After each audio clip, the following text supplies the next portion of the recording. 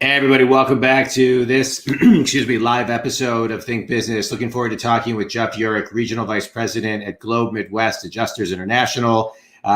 Quick on Globe. Globe Midwest Adjusters International exclusively represents homeowners, commercial property owners, and business owners during the insurance claim process to ensure a fair and just settlement. But Jeff, I'm happy to have you on the show today. Thanks so much.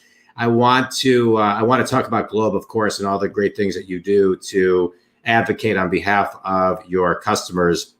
But I want to rewind a little bit and just talk about you. You have a track record of being an entrepreneur.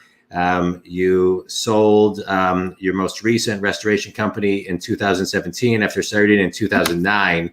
So I just want to start talking about what does it take to be an entrepreneur today, and what does it take to be an entrepreneur within an environment where you're kind of a sharedpreneur, working with other people, but still have that entrepreneurial spirit? Yeah, John, thanks for having me. It's an honor to spend some time with you. I think for me, when I first started my very first business, my daughter was a month away from being born. We just moved into a new house, and all of a sudden I quit my six-figure job and decided that I was going to do better on my own. It took a lot of risk. It took support from my circle around me to believe in me that I could do it. And at the end of the day, it just took me just a lot of perseverance. I started my business in the recession, and above my door, I had a big sign that said "Refuse to participate in the recession," and that was my mentality. I just got up every day and rowed my boat as hard as I could, and trusted that that everything would be okay. And I think it takes resilience. I think it takes some courage, some faith in the unknown. And at the end of the day, you just have to refuse to ultimately fail. I certainly had many failures along the way that I learned from, but at the end of the day, I knew that if I gave 150% every single day, and I surrounded myself with people that were smarter, more experienced than me, that we'd make it, and we did. Yeah, you bring up. I remember the 2008 recession. It was a crazy time. I was doing commercial real estate at the time, and that was our kind of motto as well. We're not participating in this recession, right? You have to adjust your metrics to the market at hand that's in front of you, and just go. And so when you talk about, refuse to fail, and courage and faith, those are things that a lot of people are trying to get through right now with COVID, since mid-March of this year, 2020. How can people dig into their own knowing, their own faith, their own courage, their own refusal to fail, and kind of find that extra energy to keep going on a really tough day as we kind of walk through all of this? Sure. It's been a challenging year for everybody, no matter their situation. Yeah. I think for me, gratitude helped me tremendously, get through this year. I'm grateful for the roof above my head. I'm grateful for the health of myself and my children. I'm grateful to have an employer that has stuck by and supported everyone during these times. I'm grateful for our clients, and certainly grateful for a God that that loves me. I think finding gratitude, understanding that tough times don't last, tough people do. Yeah. At the end of the day, we're going to get through this, and having a sense of community. Knowing that there are others out there that are going through the same things, that there's support there. The American spirit, the humanity of everyone has really shown through this year. and help's out there. You just have to be able to ask for it. Yeah. Yeah. Let's talk about community and support, because I think when people are going through times that they have, and then they're going through more devastating times, which is many times when you enter the picture, and people within communities reaching out to their support system, are saying, hey, this XYZ happened and we don't know what to do, where many people are then saying, oh, you got to call this person at Globe, they have your back, right? And so talk a little bit about, what you do for people who are, in need of your support. Yeah. Because I think a lot of people sometimes get confused on exactly what you do. Sure. Yeah. Since 2010, when I started my restoration business, I have met my customers on one of the, if not the worst days of their life. Yeah. I had no idea the amount of social work that was involved in that business. And the same rings true for my role here at Globe. We meet people at a devastating time in life, and it takes a tremendous amount of empathy, to deal with customers, and it's all relevant. So, your house could burn down, John, today, and your family may be fine because your parents live across the street or your brother lives down the road and there's a support system in place. Your neighbor's house could burn down and, they could be dealing with a COVID right now in their household. They could have a sick, a loved one who's sick right now. And it's an entirely different story. So I think for us, having, most of our business comes by in a way of referral from a trusted advisor of some sort. And having that warm introduction is incredibly important. And then coming in and listening to what their needs are. So it's not all about, us settling the claim for, the maximum amount. It's walking them through the process, giving them, making them feel comfortable that they have an advocate that's looking out for their interests, not the insurance company's interests. But let's talk about what that means, because I don't think a lot of people necessarily know what that means, an advocate looking out for their best interests. I think a lot of times people, will make an insurance claim and they're not really sure where you fit into the picture. And it's something that if someone isn't familiar, you really have to kind of sell them on and share with them the benefits of why you really can help them.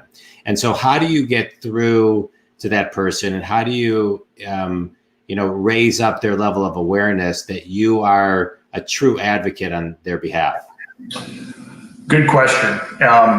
And that's probably my biggest challenge every day, in my role. I could meet with 100 different people and 99 of them have never heard about our industry or about the services that we provide. So, most people have property insurance, residential or commercial. And when disaster strikes, I think that most people think, I'm just going to call my agent and the insurance company is going to take great care of me. Unfortunately, that doesn't happen in most situations. Your agent plays no role in the claims process other than maybe answering the phone and, asking some initial questions. But when you file that claim, most people have never been through that process before. And it's a complicated process. If it wasn't, we wouldn't have been around for the last 96 years, So the easiest way I could explain it is, John, would you go to court without an attorney? No.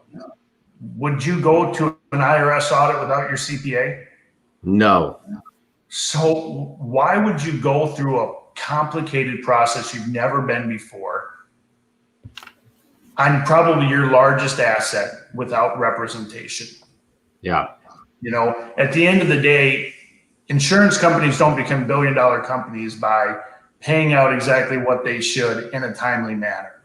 So our role is to walk our clients through that entire claims process, make sure that they're hitting their deadlines, and not only walk them through that process, but ultimately get them what they're entitled for. Yeah. We don't change the contract that's already been written. We just help interpret that contract and make sure that our clients come out whole. Yeah. Yeah, I appreciate that description. I think it's important for people to kind of understand where you're kind of coming from and what exactly you do for them. Your business and what you're talking about, you said earlier, 99 out of 100 people don't know, have never even heard of us or why we're there. And so, kind of explaining that to people and educating people is so important. It takes a lot of discipline in your daily execution. It takes a lot of resilience to keep on going. Whether you're talking about running a company, managing people, or doing sales on a day-to-day basis, the energy to keep on going and to deal with the 99 no's for the one yes and the one person, that takes a lot. And so as a business person, as a salesperson, what's the secret? I don't know if there is a secret. And if I had that, I'd probably be interviewing you. I think you got to get the no's. I mean, you have to, when I first started off, in my sales career, in my young 20s, I was door knocking, and you have to find those no's and celebrate them. Yeah. Because they're eventually going to lead to the yes. And for me, in my role now, I'm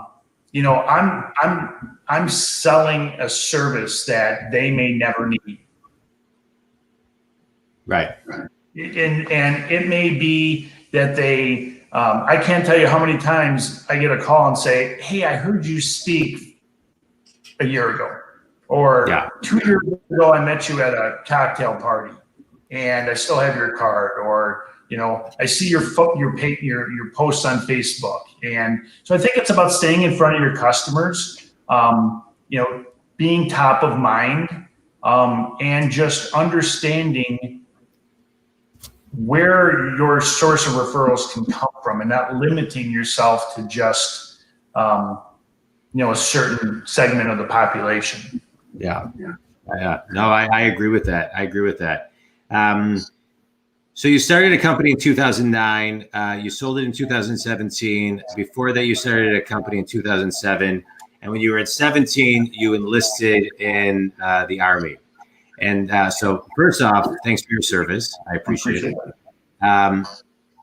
What did the Army teach you that you incorporate in your business and life today? I was 17 when I, got my head shaved and enlisted. I was young, I was green, and I was pretty cocky back then. And the first thing I got, that I was taught was how to be humble very quickly. Yeah. At the end of the day, I'm so grateful for those 4 years of my life, not only to serve my country, but the discipline it taught me, the hard work, the not quitting when things got tough, being able to be verbally assaulted 24 hours a day, and taking it and not taking it personal.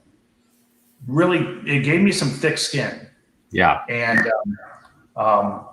and also how to work with others. So, I was blessed to have the opportunities to become a squad leader and a platoon leader, when I was 17, 18 years old. And I'm leading men, that are much older than me.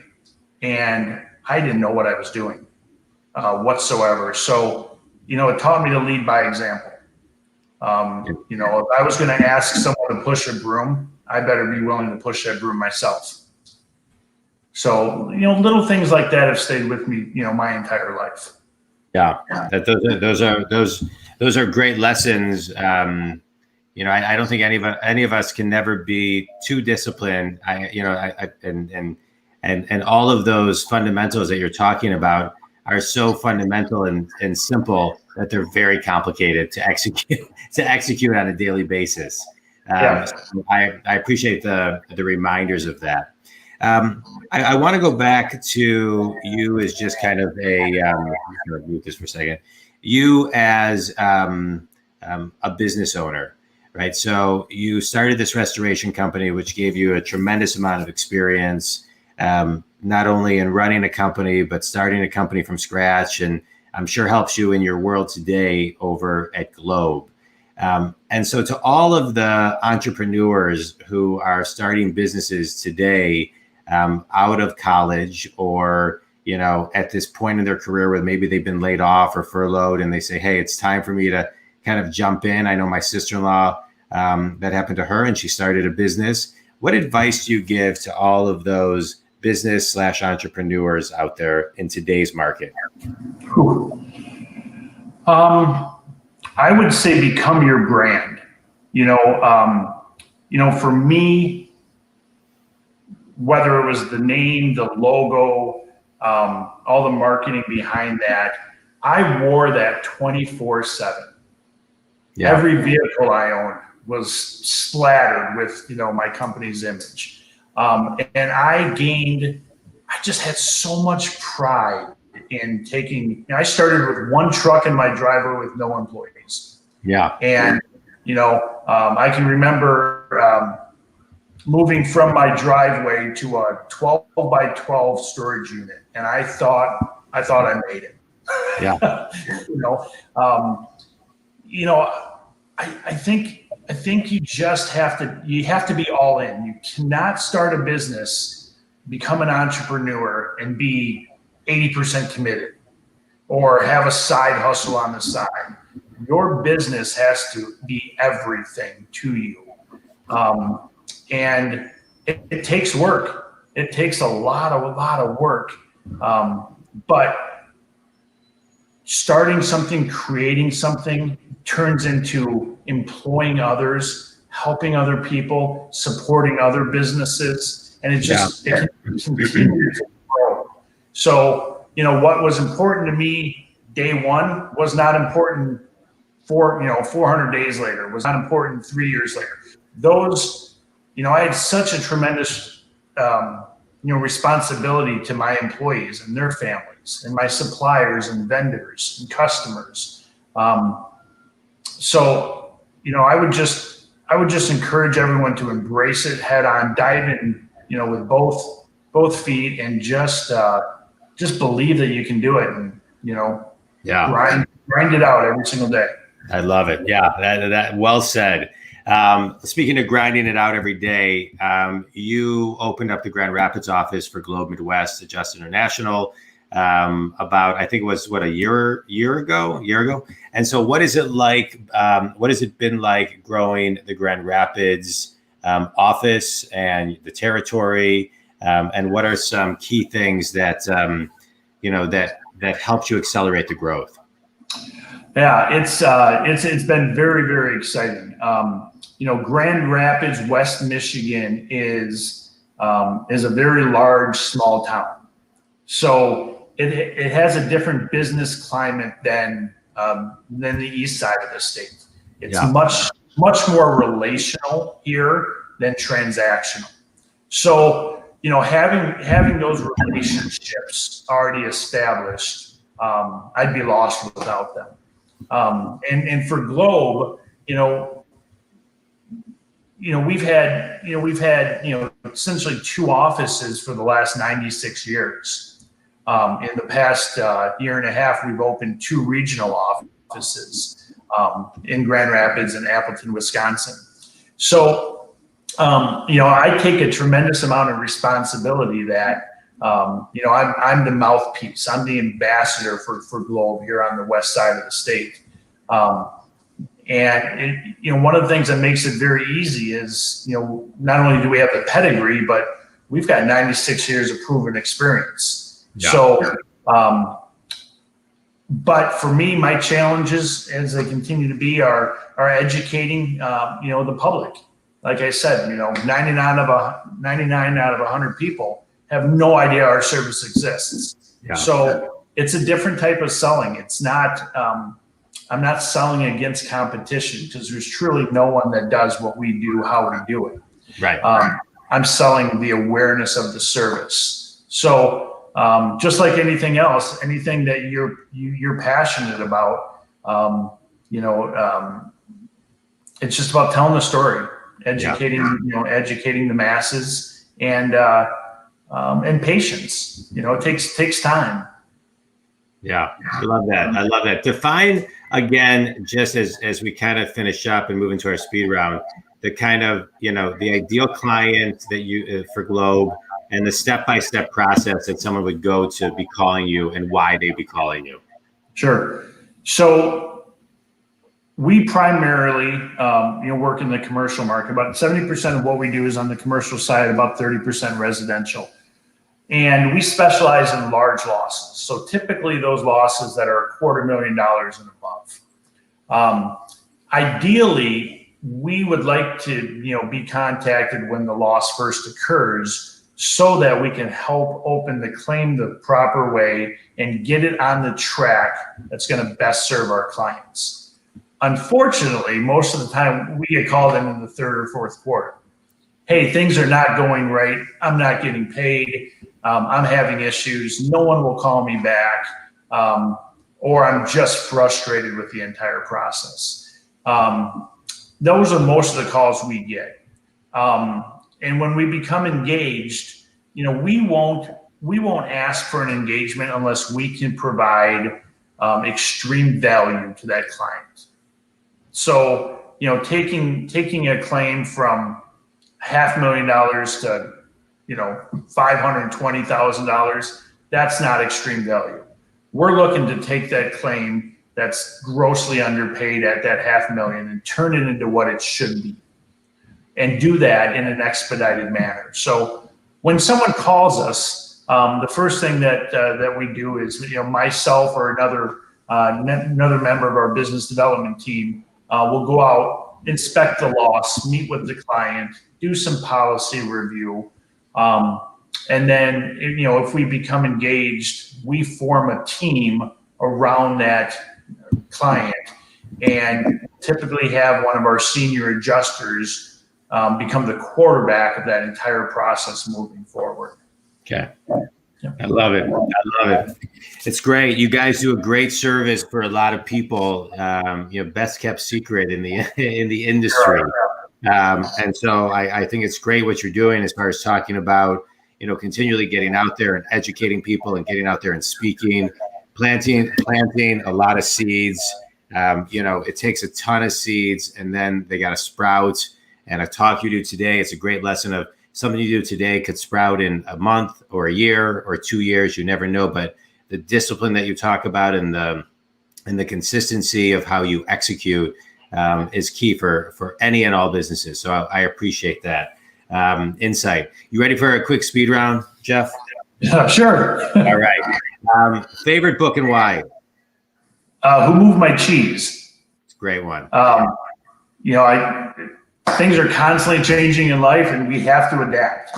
It's been my favorite book for most of my life. Yeah, I when all of this happened, I gave my kids a stack of books when we went into quarantine in March and April and May, and I said I'll give you $50 per book. And Who Moved My Cheese was the one they grabbed first because it was the shortest. And then I had them write a one-page paper on it and talk about it. But it is such a great book and so appropriate and important for not only what's going on with COVID, but just this decade of innovation and how people are going to have to adapt, as part of the thread of this next whole decade. Best piece of wisdom you ever received? Oh, just one? Sure. Row your boat with both hands. If you row with one hand, you're going to go in circles. Yeah. That's a good one. Yeah. One piece of advice you would give to somebody graduating college right now? Adopt a rise and grind mentality. From the minute you wake up to when you put your head on that pillow. Yeah. Have unyielding resolve throughout your day, and just tackle every single thing that you do in your day, from relationships to your career to raising family. However you do it, just attack that with as much enthusiasm as you can possibly have. Amen to that. That's a drop mic moment. Jeff, tell everybody how they can connect with you, and again, who your ideal client is. Yeah, J Uherek at globemwai.com. Our ideal clients are attorneys, CPAs, property managers, and those that work in the commercial real estate market. That's great. Jeff, I appreciate you coming on the show. First and foremost, thank you again for your service. I appreciate it. You talked about discipline. You talked about all of the key elements, resilience, again, giving your 150% every single day. And most importantly, grounding yourself to remember what you're grateful for, which I think is so important. It's always good to figure out how we can get back to center, get grounded, so we can kind of have that, what did you say? Rise and grind. Rise and grind. Right. I mean, mentality, so important. So thank you for being on the show. I appreciate it. To all the Think community, if anybody needs Jeff services, please reach out or send this to somebody who does. Thanks, Jeff. I appreciate it, man. Thanks a lot. Happy holidays. Happy holidays to you too. Okay, thanks.